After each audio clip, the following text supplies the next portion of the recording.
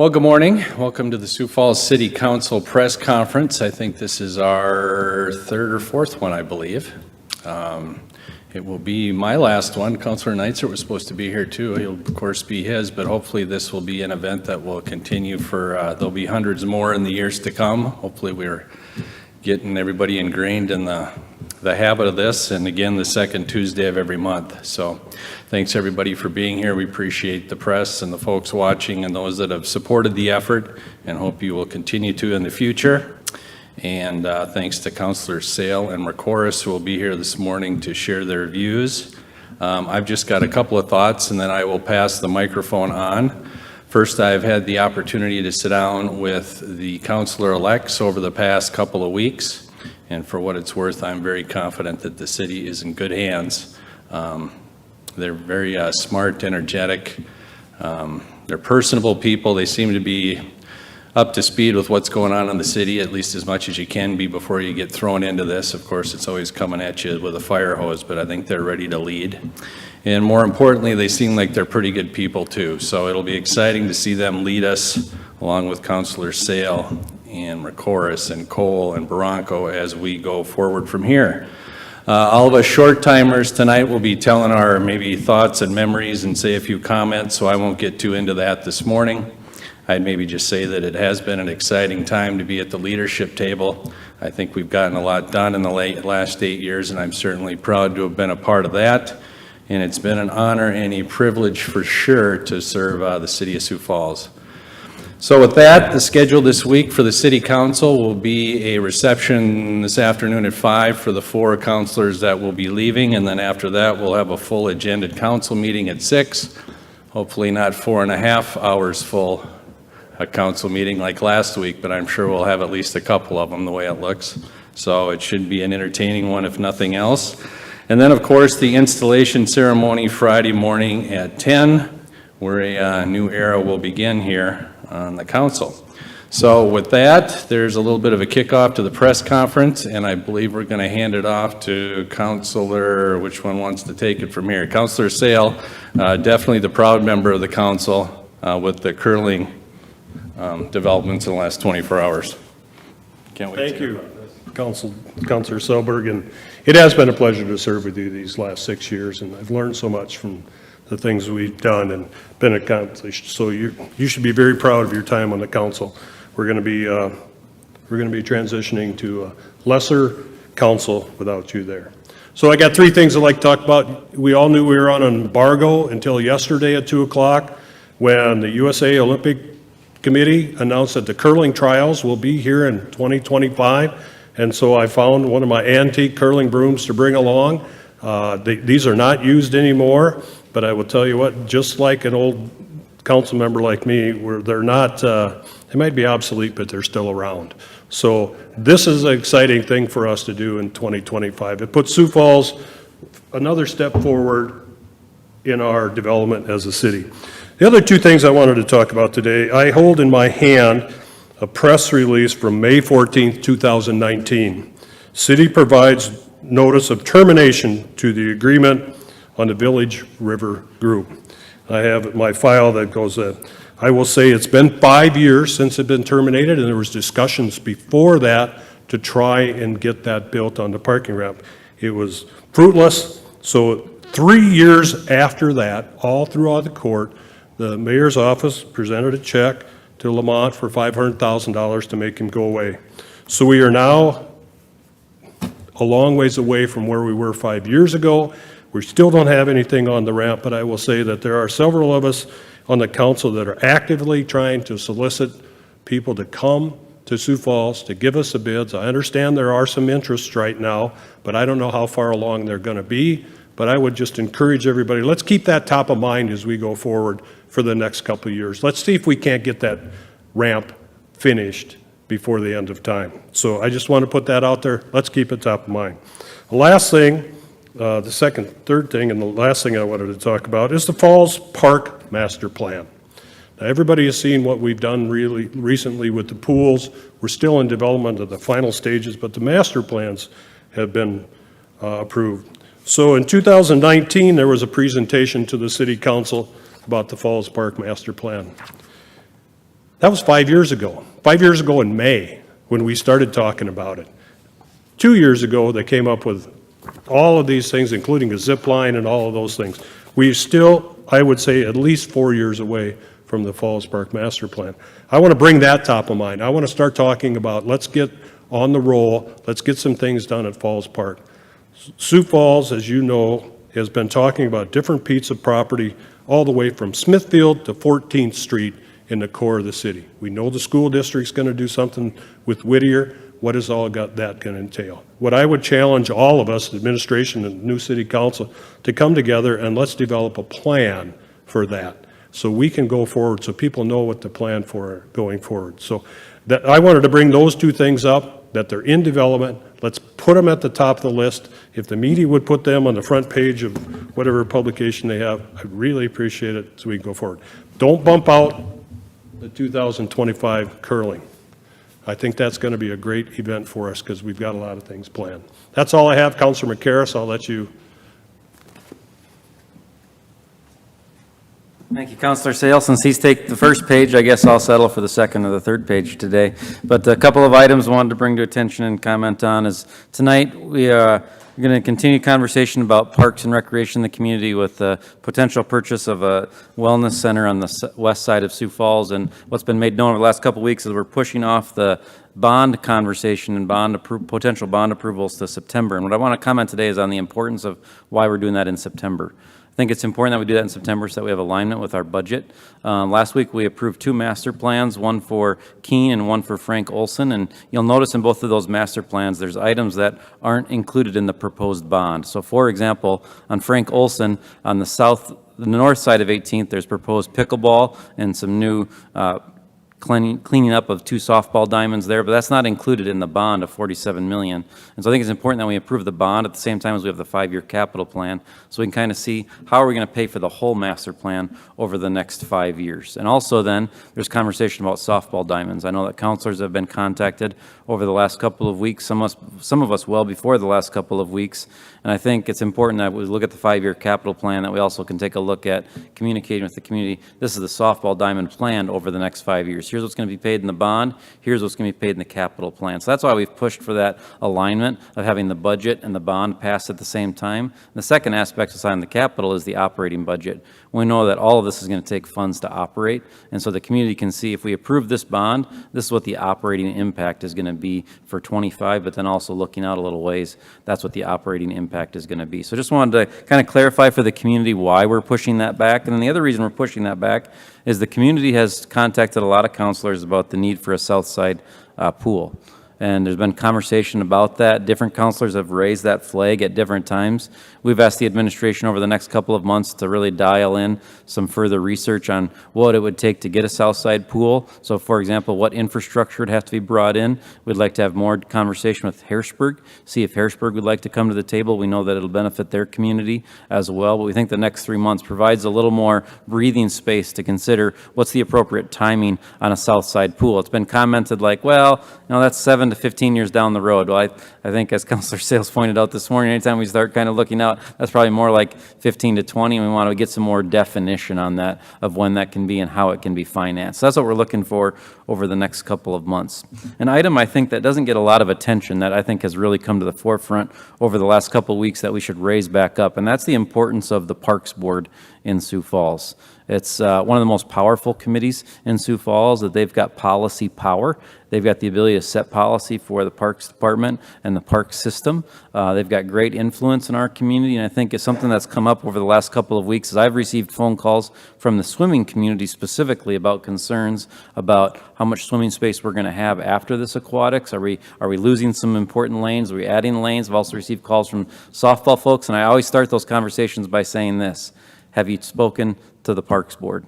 And unfortunately, about only a fourth of them have said, yeah, I've talked to the Parks Board. I think we need to raise the Parks Board back up and say that this is where the conversation needs to start, is with the Parks Board. That's the group that's really authorized and challenged to do that initial work and bring a proposal to the council. And so we want that Parks Board to feel empowered to go out, do that research, do that engagement with the community, and bring that proposal to the city council. But just encouraging people that we need to start those conversations with the Parks Board, because we don't want the city council doing a bunch of stuff over here and then going back to the Parks Board and saying, hey, look what we did. We want the Parks Board to start those conversations and bring us recommendations. They're the ones that are really engaged on that specific issue. So I just wanted to raise that up and remind people of the importance of our Parks Board and to be engaged with that important committee.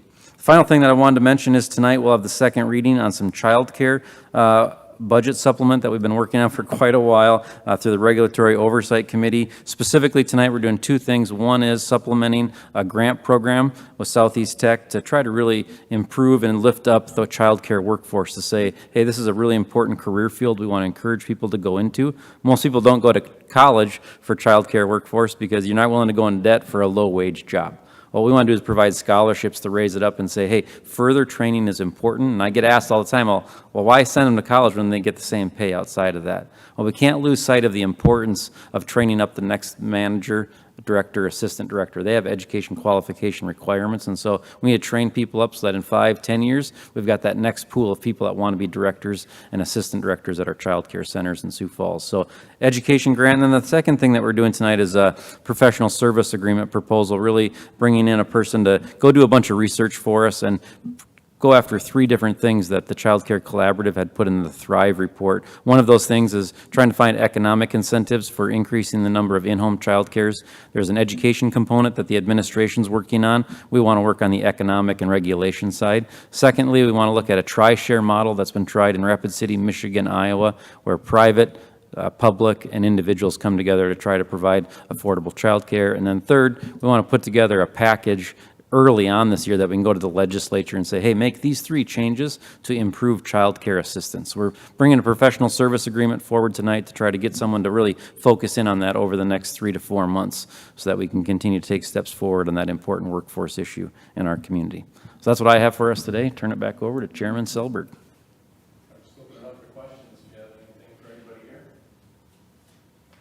Councilman Corsi, can you give us an update on the Delbridge situation? Delbridge situation. This is the update I have. I'm a member of the working group, but have not received any information as of late. The third-party report was supposed to be delivered on May 7th, but working group has not yet received that report. And so I believe that there needs to be conversation moving forward of when we'll receive that report. And then secondly, Councilor Jensen's also on the working group. He'll be stepping off the council, obviously, and so there needs so his position will have to be taken on that working group. But the next step is to receive that third-party report and release that to the public and start conversation back up.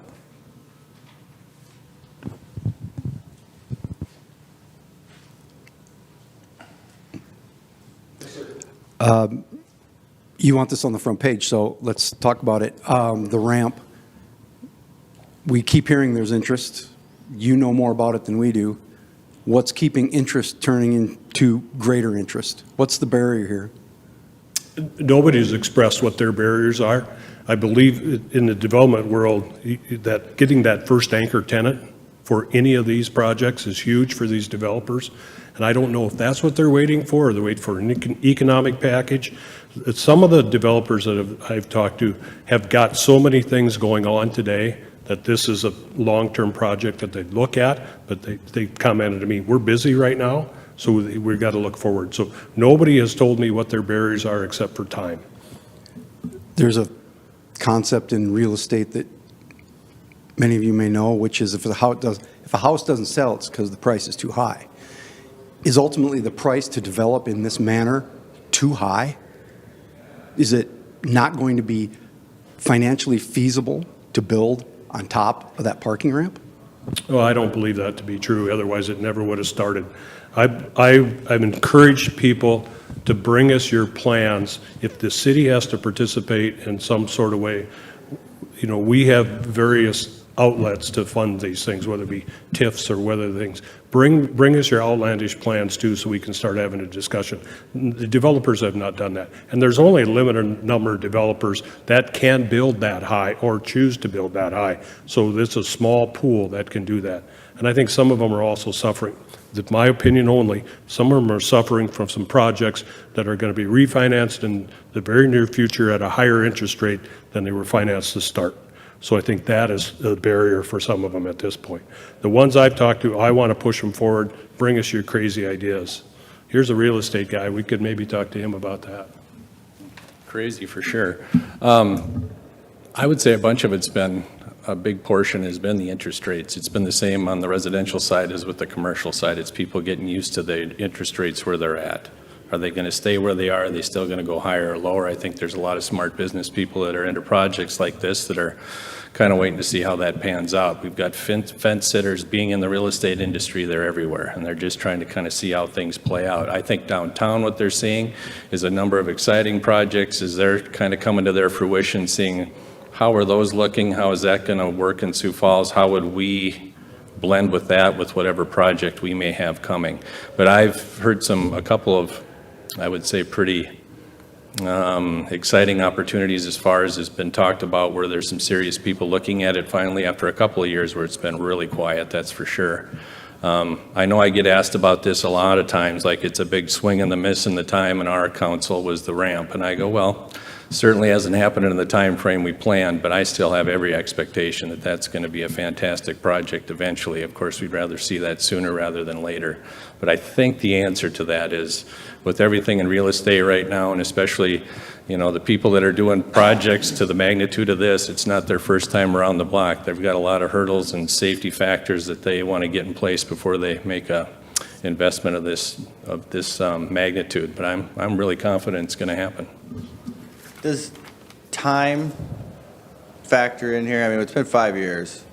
I'm not sure what the life expectancy of that ramp is. I can't remember what Matt and Nelson said when we were writing about it at nauseum every day for 2 years. It's either 20 years or 50 years, but we're 5 years in. Is that part of the apprehension now? You're not getting a brand new parking ramp if you're going to buy this? I've yet to hear that one. I don't think you've heard any different. I have not heard that as a barrier. Okay. Do you have anything? Yeah. So there have been at least a couple developers who have expressed some level of interest in the project. Correct. How serious, I guess, would you say, have those discussions ever gotten? I don't know how serious people actually are until they put their name on the dotted line.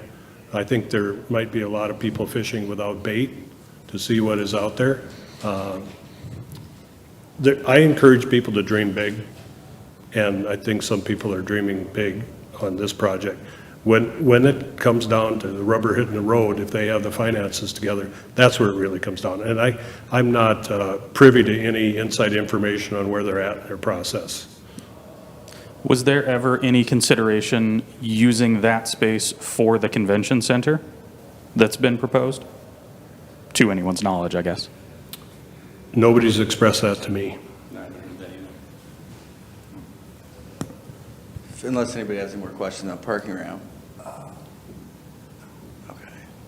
Councilor McCoras, on the daycare situation, can you talk a little bit more about the coordinator, the funding there? Is that a temporary thing? Do you think this work will get done and then that's something the city won't have to finance anymore? And then I know this is kind of a meandering question here, but do you see, I'd imagine this coordinator will also help connect private businesses with slots, you know, try to create partnerships like that. Is that part of their role?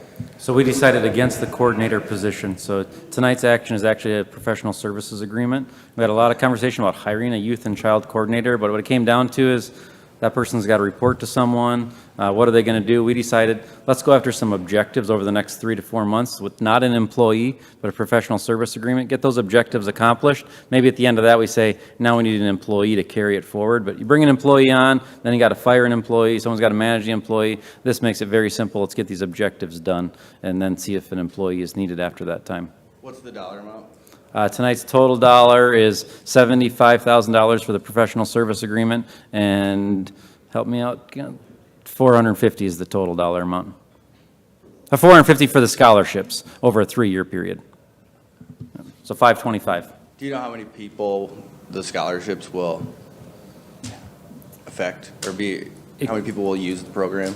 Yeah, it's going to depend a little bit upon what financial aid they get, so they're required to apply for financial aid. This kind of comes in that back. I think we're somewhere between 15 to 20 a year, depending upon how that financial aid piece works.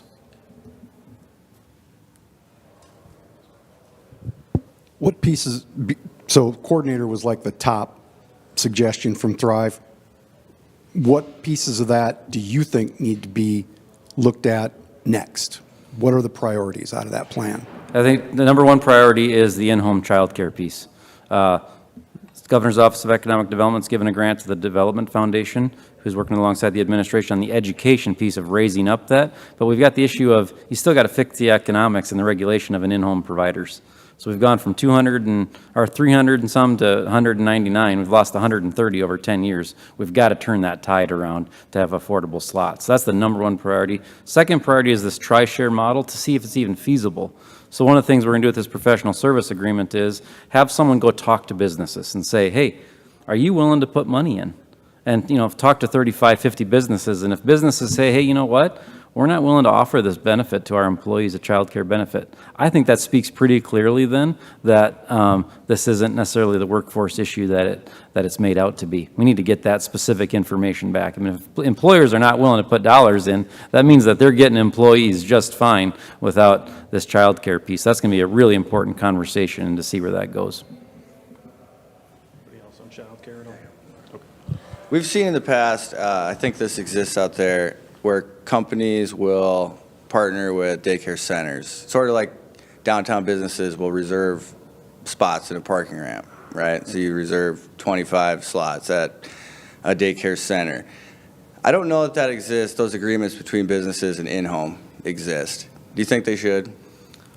I don't know if they should definitely get agreements, but I think businesses can take a broader approach of saying, hey, we're going to help you get a spot at a specific place. I think businesses are definitely moving away from the model where they want to be in a control seat over a child care aspect because of liability and a whole host of difficulties. But I think businesses have an opportunity to really say, hey, let's get 3 or 4 spots that we've got those guaranteed for our employees, whether that's at a center or an in-home. Both of those are options.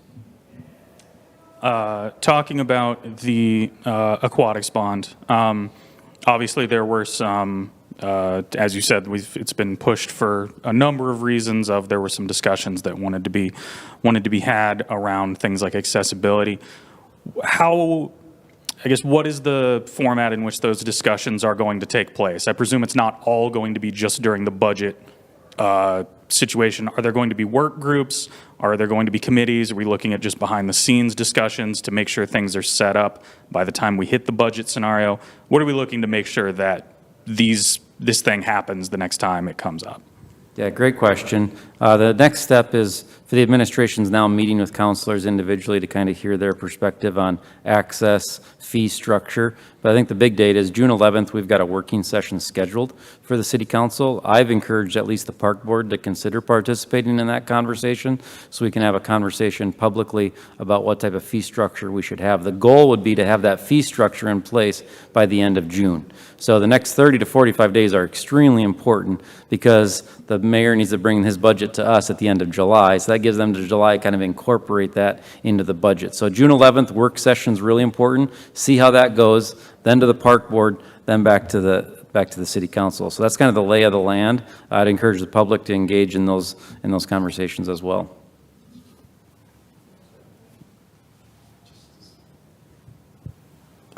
Megan with Sioux Falls Simplified couldn't be here. We're sharing parental duties on this daycare thing, obviously. She's not watching Scout though right now. She wants to know if you guys have any indication. I know the research, $75,000, they're going to help you put together some legislative priorities. Do you have any indication of what those might look like? I mean, what's the range? What that could be? I mean, is it we need direct assistance from the state, or we need the state to have a coordinator the way the city thought about? I mean, what are the options? I think the options are fairly specific, actually. One option is going to be bring us back. So right now, for example, we could say to the city council, hey, we need you to provide economic and regulatory incentive to grow the in-home environment. Well, we need a lot more meat on the bone to vote on something.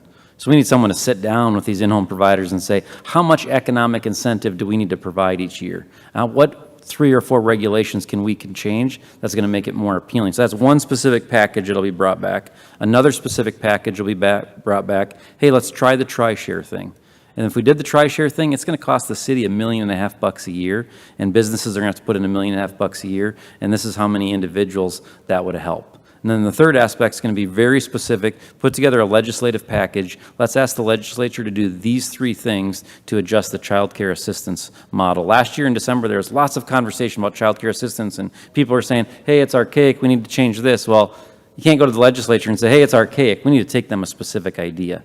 So our hope would be October, we'd have that specific idea. Then we could reach out to Aberdeen, Rapid City and say, hey, could we build a coalition together and go ask the legislature to make these adjustments to child care assistance specifically. So that's three specific things we want that professional service agreement to bring back to us as a deliverable.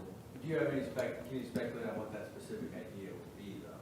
Like if you, I know you want to let their work guide you. Oh, and like the child care assistance, for example? No, on the legislative priorities. Well, that, What you're gonna, that third piece, yep. like, can you speculate what that might be? It's going to be very zeroed in on child care assistance. So, for example, child care assistance is the funding that the state receives from the federal government that's passed on to certain income levels in the state. So you might want to adjust, for example, how child support is factored into the equation. It's a big issue. And so if child support's factored in, but you never receive the child support, but you still can't receive child care assistance, maybe we should adjust some administrative rules or some legislation that allows us to remove the child support aspect. That's just one specific aspect of it. Or it might be the timing of it. You know, can you get it on the front end so you can start child care and then get the process going quicker?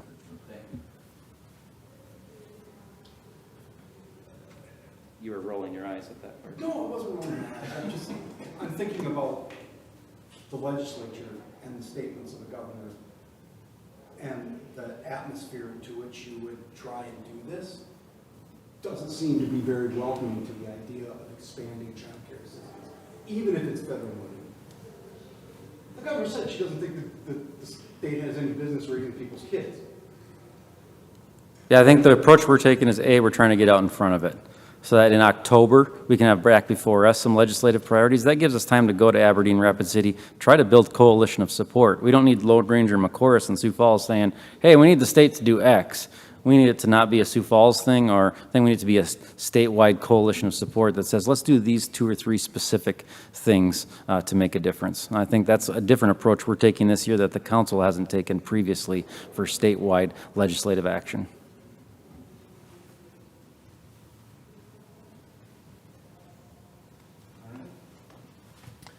Well, thanks, guys, for coming, in particular you three gentlemen. My last time doing this, every time I've called or had some wild idea, you guys have come and covered it on top of everything else, so thanks, appreciate it. And hopefully, again, we'll keep this going. We'll see you on the second Tuesday next month. I'll be watching.